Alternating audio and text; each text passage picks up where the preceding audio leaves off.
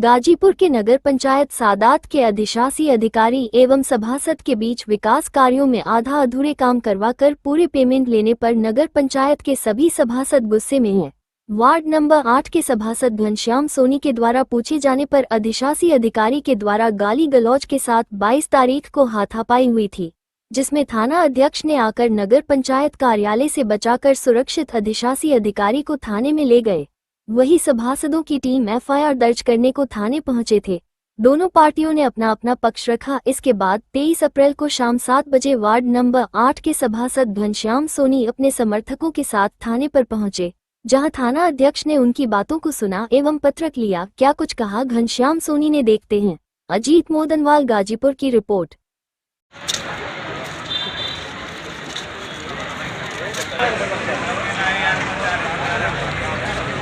क्या हुआ?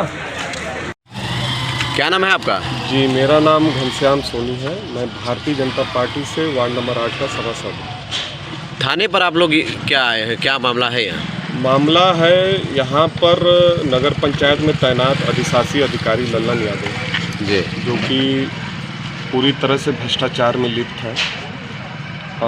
रोड मैंने बनने को दिया था 160 मीटर, जिसको उन्होंने 120 मीटर रोड ही का कार्य पूर्ण किया, बाकी 40 मीटर का उन्होंने गबन कर लिया। इस बात को लेकर के मैंने कल उन ऑफिस में उनसे मिलना चाहा। एक उनकी शिकायत है कि वो फ़ोन नहीं उठाते जी, और इसकी शिकायत मैंने एसडीएम साहब से किया था। एसडीएम साहब ने आके नगर पंचायत में भी उनको कहा था कि आप फ़ोन क्यों नहीं उठाते।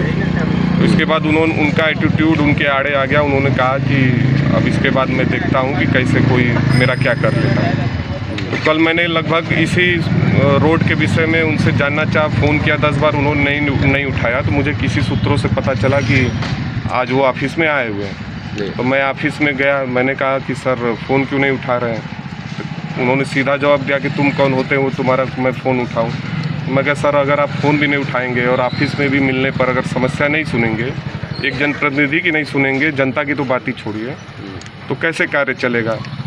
इस पर उन्होंने मुझे धक्का देते हुए बाहर करना शुरू कर दिया और इस दौरान उन्होंने मेरे साथ हाथापाई भी की। मुझे काफ़ी चोटें भी आई हैं, वो मैं दिखा भी सकता हूँ। और उसी की मैंने थाने पे हम सभी सभासदों ने मिलकर, और जनता जो उनसे पीड़ित है उसमें दो अनुसूचित जाति के जनता हैं जिन्होंने मृत्यु और जन्म प्रमाण पत्र बनवाने के लिए थाने पर गए थे। इसमें से एक कन्नौजिया समाज के हैं, एक गोड़ समाज के हैं।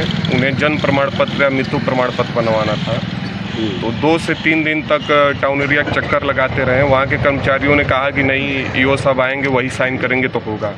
आखिर क्यों ईओ साहब का रवैया कुछ अलग? ईओ साहब का रवैया ये है कि देखिए, प्रथम दृष्टया वो जब यहाँ पर आए, वो एक बड़े नगर पंचायत से चिरैया कोट से आए। तो यहाँ प्रथम बैठक में ही उन्होंने अपने मन की बात हम सभासदों से कही कि उन्होंने कहा कि जैसे लग रहा है कि मैं जंगल में आ गया हूँ, मैं यहाँ से जल्द जाना चाहता हूँ।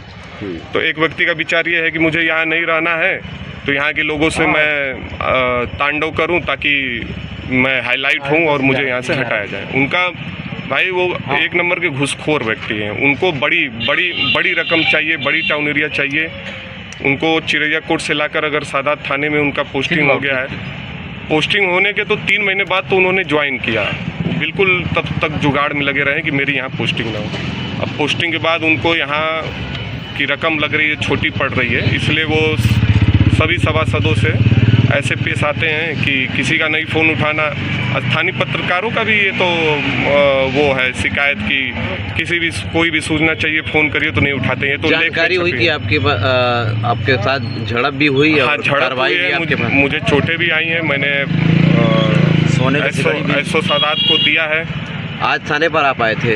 आज थाने पे मैंने कल अपना पत्रक दिया है। आज थाने पे मैं अपने वार्ड से 2 और अन्य पीड़ित आम जनता के लिए आया था, जिनको उन्होंने उनका एक नाम दिलीप कन्नौजिया जी हैं, एक विजय गौड़ जी हैं, जिनको जन्म प्रमाण पत्र बनाने के लिए टाउन एरिया से जाति सूचक शब्दों में गाली देते हुए भगा दिया गया था ईओ द्वारा।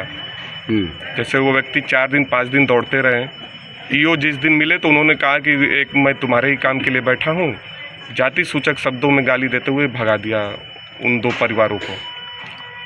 आज आप आए थे तो क्या आश्वासन मिला? एसओ साहब ने क्या आश्वासन आश्वासन दिया? अब भाई देखिए, अब प्रशासन की तो ढिलाई है ही, एक तो ऊपर से ही वो प्रशासनिक आदमी है और प्रशासन उन्हीं का साथ दे रहा है। मुझे तो लग रहा है कल का भी मैंने पत्रक दिया है, मेरे ऊपर हमला हुआ है, मैंने अपनी चोटें दिखाई हैं, उस पर भी कोई कार्रवाई नहीं हुई। आज भी पत्रक लेके उन्होंने कहा कि दिखवाते हैं, कोई ऐसा कोई शांतिपूर्ण आश्वासन नहीं मिला है।